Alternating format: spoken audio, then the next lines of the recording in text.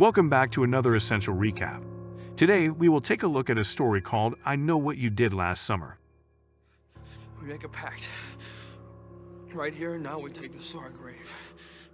The movie started with David, sitting lonely on a cliff, helpless and sensitive to every creature that passed his immediate environment. Fireworks are seen in the sky. It's July 4, a day designated to celebrate the Croker Festival at Southport.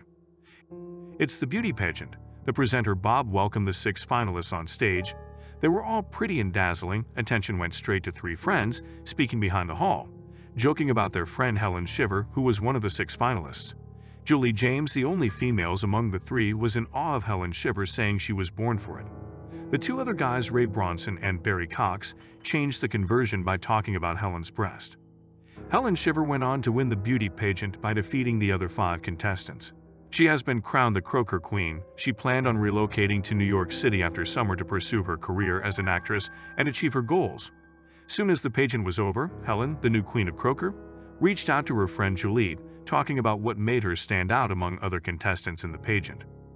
Julie and her friends Ray, Helen, and Barry drive to an isolated beach near the town. While driving along a coastal road, while on the beach, they discuss their futures beyond their small town, as well as discuss an urban legend regarding a young couple who finds a hook attached to their car door.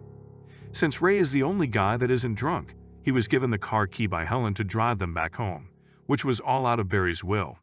On their way home, drunk Barry spills alcohol in the car, which costs Ray the grip of the car, and accidentally hits a pedestrian.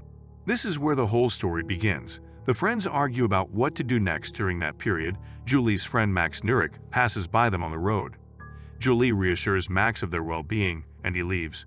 The group eventually decides to dump the body in the water. During that process, the pedestrian wakes up and attacks Helen. He grabbed Helen's crown before falling into the water. Angry Barry went after him to get the crown. The group flees the docks. Barry makes everyone swear to the grave, never discussing what had happened. 1 year later, in 1997, Julie returned home from college for the summer. The friends have gone their separate ways. Julie receives a letter with no return address, stating, I know what you did last summer. Julie tracked down Helen, but to her surprise, she never met Helen as an actress. They took the note to Barry, who suspects Max.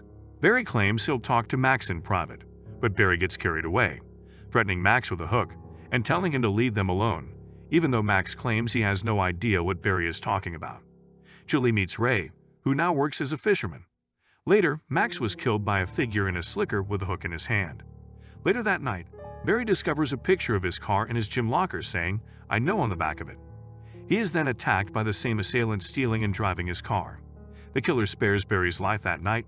The next morning, the friends went on to visit Barry at the hospital. Julie's investigations make her believe that the man they ran over was a local named David Egan. Helen and Julie meet with David's sister Missy at her home. Missy explains that their family was devastated by David's death and that a friend of his named Billy Blue visited her to pay his respects. Helen returns to her home that night, not knowing the assailant sneaking into her house through the back door. She went straight to her bedroom upstairs, and the assailant hid in her closet. She wakes up the following day. She is horrified to find that someone has slashed her hair in the night and written soon on her mirror with red lipstick. The following morning, after hearing crackling sounds from her trunk, Julie got down to check it out only to find Max's corpse wearing Barry's stolen jacket and covered in crabs in the trunk of her car. She calls on the others before they get there. Surprisingly, the body and the crabs are missing. Julie, Helen, and Barry confront Ray about the recent events. Ray claims to have been threatened by this same assailant. Julie goes back to visit Missy, while Barry and Helen participate in the 4th of July parade.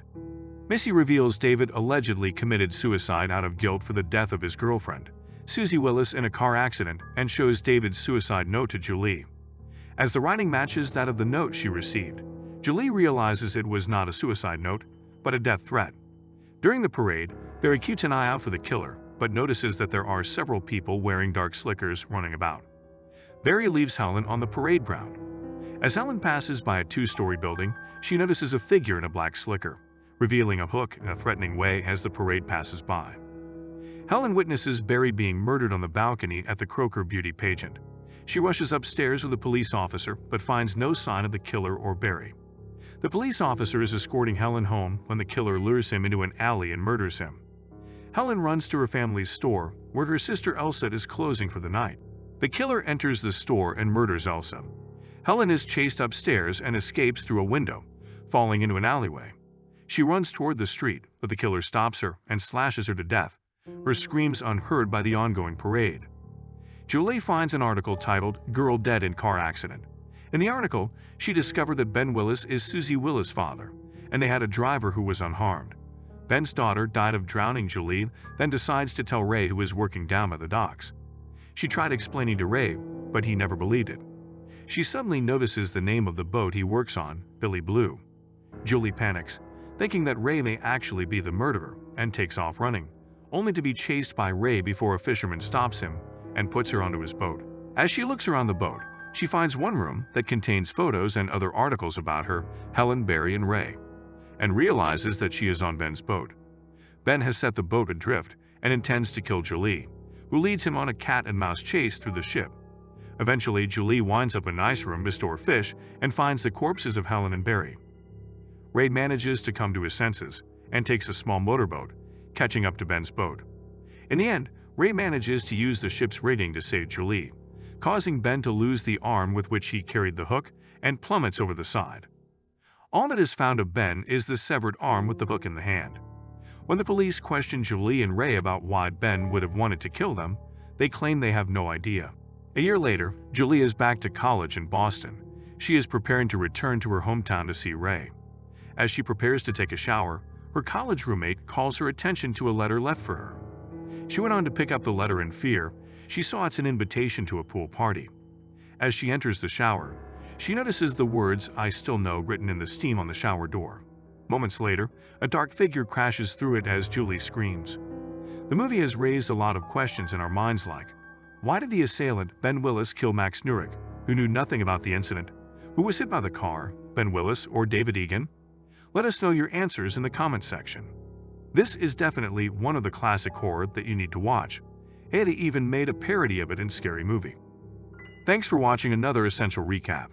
Please don't forget to leave a like and subscribe.